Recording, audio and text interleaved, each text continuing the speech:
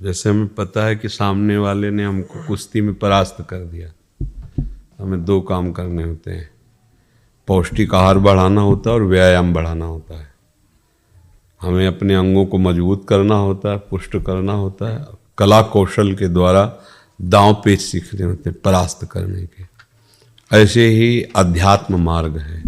जब हम अध्यात्म मार्ग में चढ़ना चाहते हैं तो माया मार्ग के विरोधी पक्ष हमको गिराते हैं, काम, क्रोध, लोभ, मोह, मद मत्सर। और ये छोटे मोटे पहलवान नहीं, बहुत बड़े हैं, अच्छे अच्छों को अपने दांव में फंसा गिरा देते हैं। एक बल है जहां इनकी नहीं चलती, नाम बल। नाम जप और बढ़ाइए।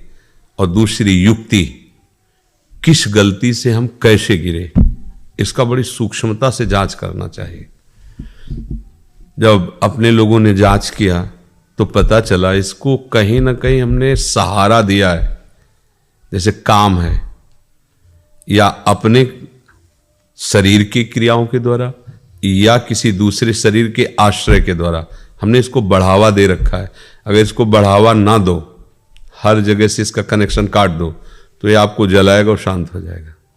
धीरे धीरे कम होने लगेगा, फिर धीरे धीरे शांत हो जाएगा, क्योंकि दवा चल रही ना, नाम चल रहा है, वाणी चल रहा है। चतुरासी जी की फल स्तुति में लिखा है, भव जल निधि को नाव और काम पावक को पानी।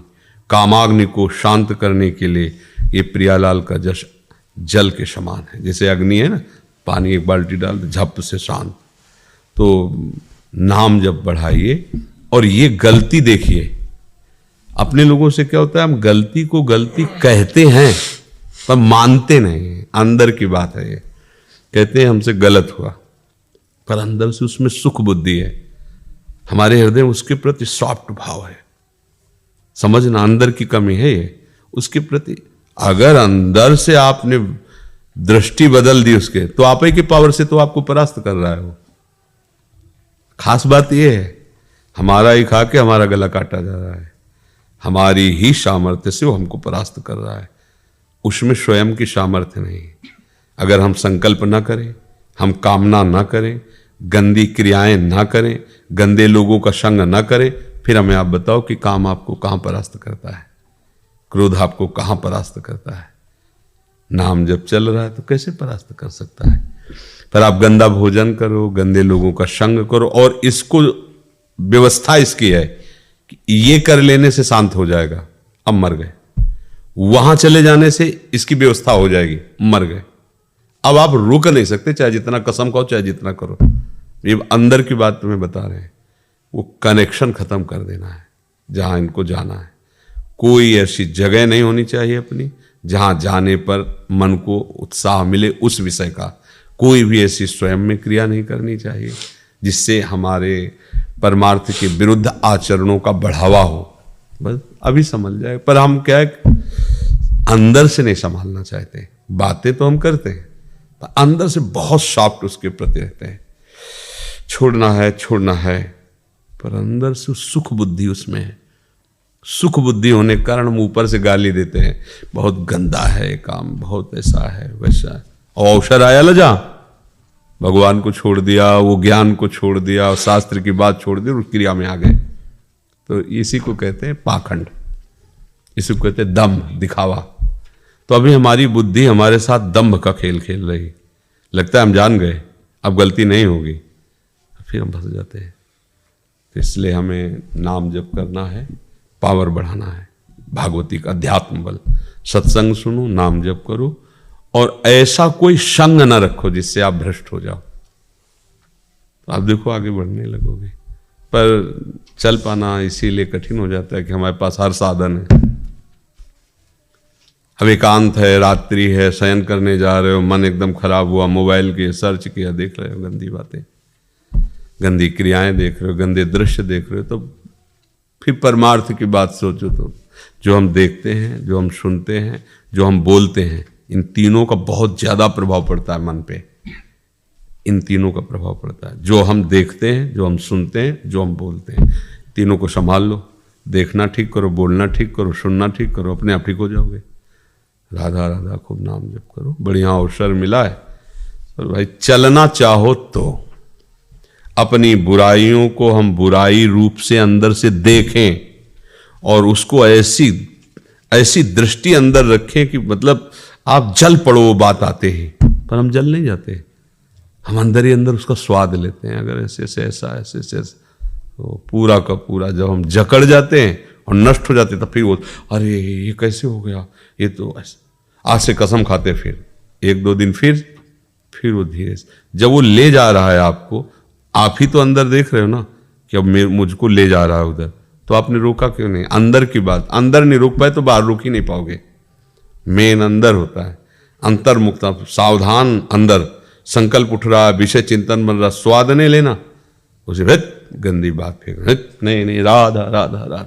पर ऐसा करना कौन चाहता है? वही करेगा जो भगवत प्राप्ति चाहता है। ले तो इसी में तो अरे और अंदर की बिगाड़ को और बढ़ाना है। संसार का देखो ना, बढ़ावा दिया जाता है संसार की बात, और माना जाता है तो कि पुरानी बातें हैं ग्रंथों में लिखी, थोड़ा जीवन मौज ले लो। तो वास्तविक मौज है क्या इसमें? सोचो, इसमें अगर वास्तविक मौज होती तो फिर आप आनंदित हो जाते ना। मान लो जैसे हमारा मन सिखाता है कि अगर ये शरीर मिल जाए तो हम आनंदित हो जाएं, तो उस शरीर को कोई तो भोग रहा है ना, फिर वो उस शरीर में तृप्त क्यों नहीं हो रहा? वो तो अन्य शरीर को चाह रहा है। पकड़ो आप हर जगह। एक बहुत बड़े चक्रवर्ती सम्राट भी थे, वो महात्मा हो गए थे, भर्तृहरि जी, महामहिम विक्रमादित्य के बड़े भाई थे। उनके जो वैराग्य शतक है, उनके श्लोकों को संत जन स्वीकार करके आगे बढ़ते हैं। वो चक्रवर्ती सम्राट थे, तो सबका आकर्षण सबसे ज्यादा काम में होता है, इसीलिए काम को सबसे पहले रखा गया है। सबसे ज्यादा आकर्षण कोई भी हो, स्त्री पुरुष सबका, एक पहले जीव ही यौवन अवस्था का संचरण हुआ तो सबसे पहली मांग उसकी होती है काम, क्योंकि हम काम क्रिया से ही इस शरीर का सृजन हुआ है, उसमें संस्कार भरे हुए हैं और पूर्व से हम कामनाओं से ही व्याप्त चले आए हैं। तो जब हमारी चेतना जागृत होती है तो सबसे पहला विकास इस काम का होता है। काम का तात्पर्य केवल जनेंद्रीय भोग से ही नहीं होता, हर कामना से होता है। अच्छा खाना, अच्छा देखना, अच्छा पीना, अच्छा ऐसा, और मेन उसमें होता है फिर ये शारीरिक क्रिया। तो वो चक्रवर्ती सम्राट थे ही, उनके मन में जब ये बात आई कि आकर्षण, तो मन का आकर्षण बहुत सूक्ष्म अंदर से देखने वाले थे, तो उन्होंने ऐलान किया कि जो विश्व की सबसे सुंदर स्त्री वो हमारे पास वो महारानी के रूप में विराजमान होगी। तो कौन नहीं चाहेगा ऐसे चक्रवर्ती सम्राट की महारानी? बहुत सी सुंदरियां उपस्थित थी, उनमें से उन्होंने चयन किया, उसका नाम पिंगला था। सर्वांग सुंदरी जैसा सुंदरता का वर्णन किया गया। बहुत आनंद उत्सव से उसका पाणी ग्रहण किया, और वो एक मतलब विशेष अलग चिंतन के थे। उन्होंने कहा जब तक मैं इस सुख का अनुभव नहीं कर लूंगा तब तक कोई भी राज्य का कार्य नहीं करूंगा। विक्रमादित्य से कहा तुम सिंहासन संभालो और एक महल, और हमारे पास बस समय से भोजन बाहर से दे दिया, हम किसी को देखेंगे नहीं, केवल इसी को देखेंगे, किसी से बोलेंगे नहीं, इसी से बोलेंगे। मन ने कहा इसमें सुख है तो मैं देखूंगा क्या सुख है। वो जो एक मतलब कुछ विशेष महापुरुष होते हैं, वो ऐसे विशेष आकर्षण। वो तो चक्रवर्ती सम्राट, सारी व्यवस्था विषय की, खान पान की, हर व्यवस्था उनके पास। एक दिन वो पिंगला जो वो अपने महल से खिड़की की ऐसे झांक रही थी, तो घोड़ों की सेवा कराने वाला, राजकीय घोड़ों की, अश्वपाल उसे कहते हैं, वो सेवा करता नहीं था, करवाता था अश्वपाल। बहुत ही हष्ट पुष्ट एकदम बलवान, और राजा का प्रधान घोड़ों का सेवक जो सेवा करवाता था। दृष्टि गई ऊपर से, ऐसी सुंदर पिंगला की दृष्टि गई। अब दोनों की दृष्टि में आकर्षण शुरू हुआ। अब राजा दिन में विश्राम करते थे, धीरे धीरे उससे प्रेम हो गया, मिलन हो गया। विक्रमादित्य को सूचना मिली कि कुछ गड़बड़ हो रहा है महाराज, तो बहुत विचार किया कि भाई साहब तो आसक्त हैं उनसे, अगर हमने कुछ भी कहा तो हो सकता मुझे ही प्राणदंड दिलवा दे, बड़ा विचित्र लीला होता है। बोले ठीक अवसर पर इस बात को हम कहेंगे। तो जब अश्वपाल उसके मिलन को देखा, प्रमाणित हो गया, तो वो भर्तृहरि जी से मिलने की बात की। भर्तृहरि जी ने समय दिया, और कहा तो उनका, भैया हम किसी दोष दृष्टि से नहीं कहते, पर मुझे ऐसा लगता है कि एक चक्रवर्ती सम्राट की सुरक्षा के लिए जो व्यवस्था चाहिए वो भंग हो रही है। आपके एकांतिक निष्ठा में ऐसा ऐसा हो रहा है। और रानी की भी दासियां सब, तुरंत एक दासी ने जाकर विक्रमादित्य ने कोई बात कही है जो आपके खिलाफ है। वो जे गई तो भावभंगी बदल करके पिंगला ने कहा कि हमें पता है ना, आपका भाई हमारी तरफ को दृष्टि रखता है, इसीलिए कुछ हमारे विरोध में आपको बोलेगा, और हो सकता है बोला हो। तो अभी तो सुन के आ ही रहे ना, देखो माया का खेल। उनको लगा हाँ हो सकता है। बोले आपसे कह नहीं रही थी कि आपका भाई गलत है, पर वो हमारे प्रति गलत दृष्टि, वहां वो दूसरे को प्रमाणित करना चाहते हैं, उन्हीं को प्रमाणित कर दिया। तो उनका विक्रमादित्य तो ऐसे नहीं है, भर्तृहरि जी ने कहा, क्योंकि मेरा भाई और मैं जानता हूं वो धर्मात्मा पुरुष है। तो उसने किसी एक परिवार को अच्छा धन दे करके कि मेरी बात नहीं मानोगे तो हम किसी न किसी उसमें फांसी पे चढ़वा देंगे, पिंगला ने उसको अपने अनुकूल किया। और वो आके महाराज की जय हो, हमारी बहू पर विक्रमादित्य की गलत दृष्टि। तो उन्होंने सोचा हो सकता है राजमत, क्योंकि राजा के पद पर ऐसा हो सकता है। विक्रमादित्य को बुलाया, बोले तुम्हारी कोई बात हम सुनने वाले नहीं, बस आदेश है तुम हमारे नगर से, राज्य से बहिष्कृत हो। क्योंकि वही कांटा विक्रमादित्य बन रहे थे, हटा दिया। पर भगवान की लीला बड़ी विचित्र होती है। चोरी एक दिन सामने आ ही जाती है। एक ब्राह्मण, गरीब ब्राह्मण तपस्या कर रहा था धन प्राप्ति के लिए, देवराज इंद्र की। मंत्रों में बड़ा बल है, मंत्र का अनुष्ठान अगर विधि से किया जाए तो मंत्र उसका फल प्रदान करते हैं। तो देवराज इंद्र प्रकट हुए और बिना कुछ कहे उन्होंने अमृत फल दे दिया, क्योंकि अमृत का अधिकार देवराज जी के पास है। का ये पाने से अमर हो जाता है, बस अंतर ध्यान हो। वो कुछ कह ही नहीं पाए। ब्राह्मण ने विचार किया कि वो ऐसे ही दरिद्र गरीब हैं, वो ऐसे ही हम मर रहे हैं, अमर होकर के, और क्या हम क्या करें। तो ये अमर फल अगर हम अपने राजा को दे देते हैं और वो अमर हो जाता है तो वो मुझे मनमानी धन दे देगा, मुझे धन से मतलब ऐसा धर्मात्मा राजा अमर हो जाएगा तो प्रजा सुखी रही। महाराज की जय हो। दरबार में तो महाराज से मिलाया गया। ब्राह्मणों के लिए, तपस्वियों के लिए राज दरबार खुला रहता था। भर्तृहरि जी ने खड़े होकर प्रणाम किया, क्या आज्ञा है, कैसे आगमन हुआ। उनका महाराज मैंने तपस्या की थी, अमर फल मिला है, मुझे देवराज इंद्र ने दिया है, और इसका फल होता है कि जो पालेगा वो मरेगा नहीं किसी अस्त्र शस्त्र से भी। तो मैं चाहता हूं कि आप जैसे धर्मात्मा सम्राट सदैव अमर रहें, और मुझे धन चाहिए। तो उन्होंने आदेश कर दिया जितना धन चाहिए जब चाहिए तुम्हारे लिए खुला है, वो अपनी इच्छा के अनुसार। राजा ने सोचा कि मेरे जीवित रहने से क्या होगा, अगर पिंगला मर जाए तो मैं जीवित नहीं रह सकता, इतना आसक्त थे। तो उनका ये फल मैं पिंगला को देता हूं, तो जब तक मैं जीवित रहूंगा तो ये अमर तो है ही। उन्होंने उसको फल कहा हमारे सामने पाओ। तो उनका आपको पता है देव फल ऐसे थोड़ी पाए जाते हैं, स्नान करके हाँ, तो आप निश्चिंत रहो मैं पा लूंगी। पिंगला ने सोचा कि मैं अमर रहूंगी तो उससे क्या, अगर वो अश्वपाल अमर हो जाएगा तो हमारी मित्रता बराबर बनी रहेगी। जब एकांत में अश्वपाल मिला तो उसको, और अश्वपाल राजा के दरबार की नर्तकी से प्राणों से अधिक प्यार करता था। राजा के दरबार की नर्तकी से उसे पहले से ही मित्रता थी।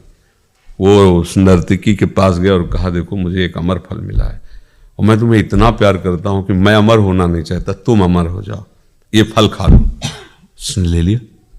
नर्तकी ने विचार किया मैं तो नाचने वाली हूं, मेरा क्या जीवन, अगर ये फल महाराज को मिल जाए तो ऐसा धर्मात्मा राजा अमर, वो प्रार्थना की मंत्रियों से मुझे महाराज से मिलना। तो प्रधान नर्तकी उसके लिए अवसर, भर्तृहरि जी से कहा अमर फल मुझे प्राप्त हुआ और मैं आपको देना। अमर फल उनका कैसा, तेरे को अमर फल कहां से मिला? तो उसको कोई रहस्य पीछे का पता नहीं था ना। उसने कहा महाराज मेरी आपके अश्वपाल से मित्रता है, अश्वपाल ने दिया।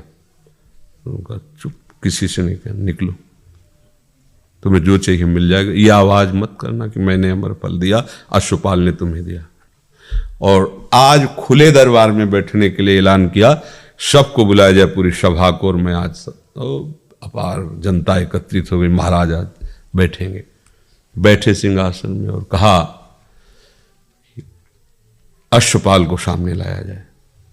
अश्वपाल कहा देखो एक क्षण में तुम्हारी गर्दन अभी कटवा दे सकते हैं, लेकिन तुम्हें मारेंगे नहीं, बिल्कुल तुम्हें नहीं मारेंगे, हर सुविधा जैसी वैसी रहेगी, तुम केवल ये बता दो अमर फल तुम्हें कहां से मिला है।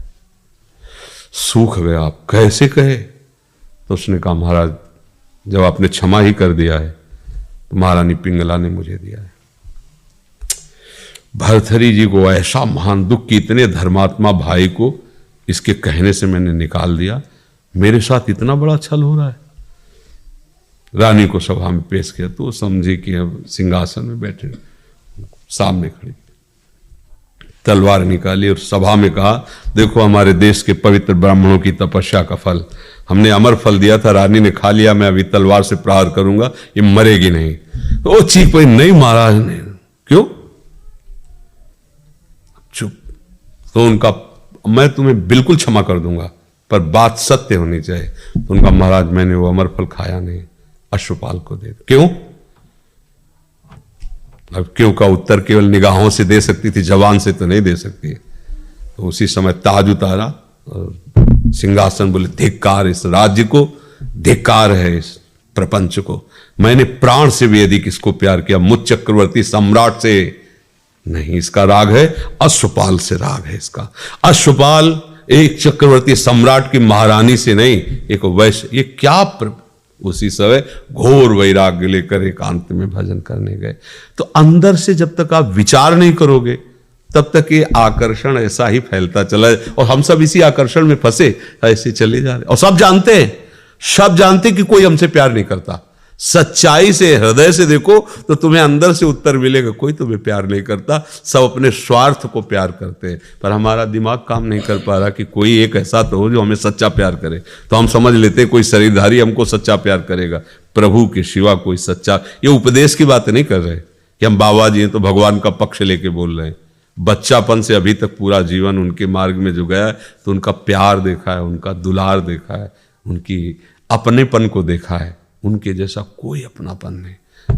हमारी किडनी जब फेल हुई ना, हमारी पूरी दृष्टि में संसार में एक भी व्यक्ति ऐसा नहीं था, न घर न परिवार, वो तो बचपन से ही छोड़ दिया था। बचपन में छोड़ दिया तो घर वाले समझते मरा। बाबा जी को कौन प्यार करता है, किस काम का? ये तो श्री जी का महिमा प्रभाव, वो नहीं, संसार थोड़ी प्यार करता है। मांगने गए दबका दिए गए, हे मोटे हरामी सुअर ऐसे घूम रहा है, रोटी मांगते, मेहनत कर कमा का।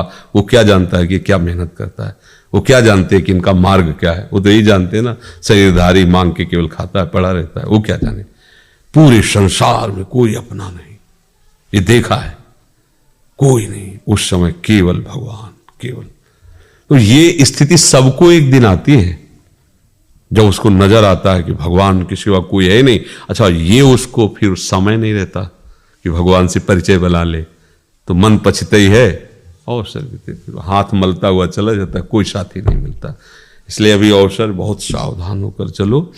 गृहस्थी में जाना है, विरक्ति में जाना है, व्यापार करना है, नौकरी, ये सब एक ही भगवान की सेवा है, कुछ अलग नहीं।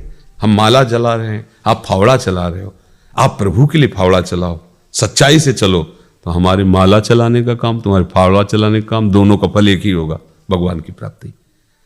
हम बेईमानी करें, गंदे आचरण करें बाबा जी बनकर, तो हमको नरक मिलेगा। ये थोड़ी कि तुम तिलक लगाओ, कंठी लगाओ, बाबा जी तुम्हारे लिए सिंहासन आएगा, नहीं। सही मार्ग पे तुम चल रहे हो, तुम्हारी जय होगी। गलत मार्ग में चल रहे हो, तुम्हें दंड मिलेगा, कोई भी हो, कहीं भी हो। ये कानून है हमारे भगवान का। ये शास्त्र जो है ना, जैसे गीता जी है, ये कानून है भगवान का। जैसे आपने यहाँ कानून बना हुआ है ना, उसके खिलाफ चलोगे आप बंदी बना लिए जाओगे। देखो आपका शरीर है, पर आप इस शरीर को नष्ट नहीं कर सकते। अभी आपको रिपोर्ट कर दी जाए कि आदमी आत्महत्या कर रहा था, हमने रोका, तो आपको सजा होगी, क्योंकि सरकार की वस्तु है शरीर। प्रयोग कर लो तुम, केवल इसको नष्ट नहीं कर सकते। अब देखो ना, यहां की सरकार आपको दंड देगी कि नहीं देगी? ऐसे ही भागवतिक सरकार, सब कुछ प्रभु का है। सही ढंग से चलो, उपभोग करो और प्रभु के पास पहुंच जाओ। जब मनमानी आचरण, गंदे आचरण, तो फिर उसका दंड मिलता है।